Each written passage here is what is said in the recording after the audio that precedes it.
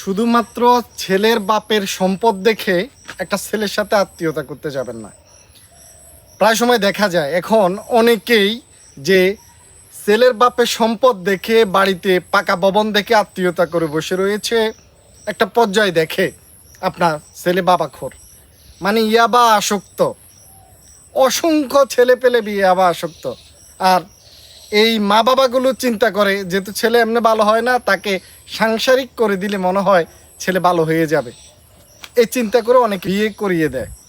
তো দেখা যায় একটা সময় এই ইয়াবা যারা আসক্ত তারা কিন্তু দিন শেষে ইয়াবাটা ছাড়ে না।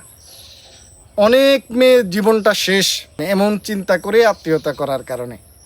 আপনার মেয়েকে আপনার আত্মীয়কে যদি বিয়ে দিতে চান অবশ্যই ছেলে সম্পর্কে জেনে নেবেন, ছেলের বাপের কি আছে বিষয়টা পরে। এই ছেলে কীরকম, কার সাথে সময় কাটায়, 1.5 থেকে 2 মাস সময় নিন। কিছু ফকিন্নি মার্কা মুক্তার রয়েছে, ঘটক রয়েছে, তারা সামান্য কয়টা টাকার জন্য ভুলভাল বুঝিয়ে বিয়ে করিয়ে দেয়।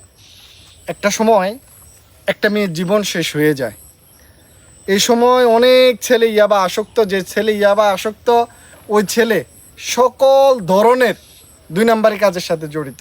ওই ছেলে দেখবেন অনলাইন ক্যাসিনোর সাথে জড়িত, চুরির সাথে জড়িত, মানুষের সাথে প্রতারণার সাথে জড়িত, এবং মানে পশু জানোয়ার যে কাজগুলো করে তার ওই কাজগুলো করতে তার বিবেকে বাধা দেয় না। সেজন্য অবশ্যই কারো সাথে আত্মীয়তা করার আগে তার সম্পর্কে ভালোভাবে জেনে নেবেন, একটু সময় নেবেন। বিয়েটা হচ্ছে নদীতে ঝাঁপ দেওয়ার মতো, একবার বিয়ে দিয়ে দিবেন, পেশে যাবেন, কিছুই করতে পারবেন না।